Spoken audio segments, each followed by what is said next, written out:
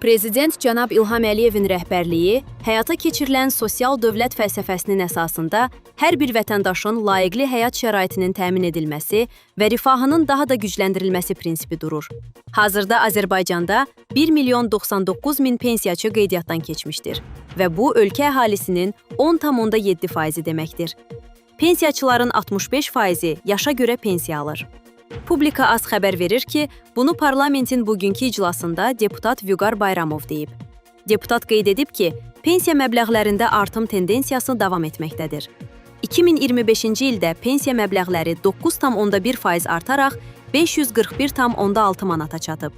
Yaşa görə pensiya məbləğində 8,9, əlilliyə görə pensiya məbləğində 8,7, ailə başçısını itirməyə görə pensiya məbləğində isə 9,4% artım qeydə alınıb. Aylıq sosial müavinət alanları sayı 4,1% artıb. Hazırda 472.000 vətəndaşımız aylıq müavinət alırlar. Çox uşaqlı ailələrin dəstəklənməsi prioritet olaraq qalmaqdadır. Çox uşaqlı ailələrdə aylıq müavinət alan uşaqların sayında 7,3% artım qeydə alınıb. 1 yaşına dək uşağı olan və aylıq müavinət alan ailələrin sayında isə 17,6% artım olub.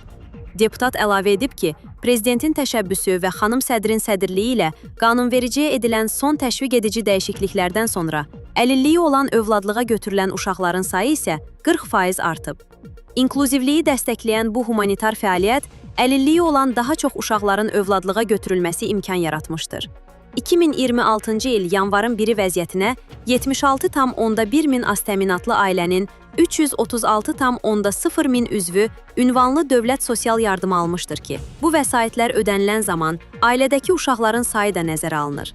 Göründüyü kimi, Prezident İlham Əliyevin sosial sahəyə xüsusi diqqət və qayğısı ölkədə sosial tərəqqi, sosial müdafiə sisteminin gücləndirilməsi istiqamətində ardıcıl olaraq mühüm addımların atılmasını təmin edib və bu uğurlar qarşıdakı dövrdə də davam edəcək. Videomuzu bəyəndinizsə kanala abunə olmağı və videonu bəyənməyi unutmayın.